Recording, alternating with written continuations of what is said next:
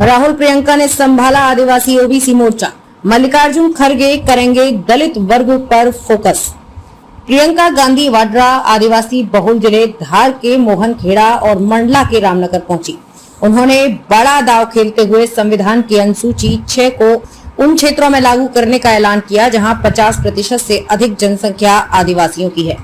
प्रदेश में आदिवासी वर्ग के लिए 47 विधानसभा सीट सुरक्षित हैं और लगभग 30 सीटों पर आदिवासी मतदाता प्रभावी भूमिका में हैं। मध्य प्रदेश में होने जा रहे विधानसभा चुनाव में कांग्रेस का फोकस आदिवासी, ओबीसी और दलितों पर है।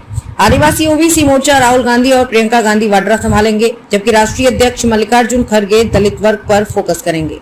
इसे ध्यान में रखते हुए इन नेताओं के कार्यक्रम बनाए जा रहे हैं। राहुल गांधी पहले अन्य पिछड़ा वर्ग बहुल काला पीपल विधानसभा क्षेत्र के पोलाय कला और फिर आदिवासी बहुल शहडोल जिले के ब्योहारी पहुंचे, जबकि प्रियंका गांधी वाड्रा आदिवासी बहुल जिले धार के मोहनखेड़ा और मंडला के रामनगर पहुंची। उन्होंने बड़ा दांव खेलते हुए संविधान की अनुसूची 6 को उन क्षेत्रों में लागू करने का ऐलान किया जहां 50% से अधिक जनसंख्या आदिवासियों की है।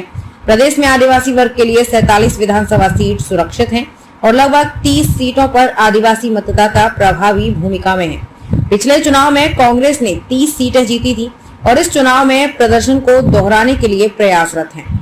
मध्य प्रदेश में अनुसूचित जनजाति की जनसंख्या 2011 की जनगणना के अनुसार 21.1% है।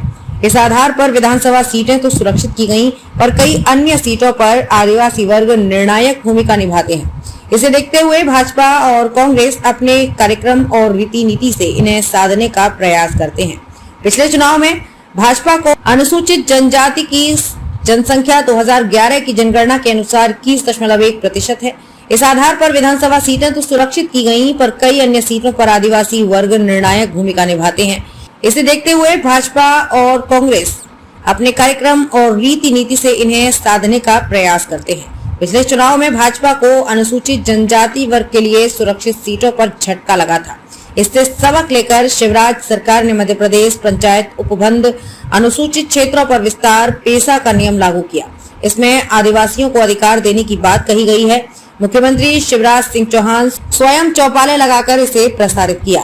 वहीं कांग्रेस ने स्वाभिमान यात्रा निकालने से लेकर कई कार्यक्रम चलाए। हालांकि आदिवासियों के बीच में काम करने वाले जय युवा आदिवासी शक्ति संगठन सहित अन्य संगठन इनसे संतुष्ट नहीं थे।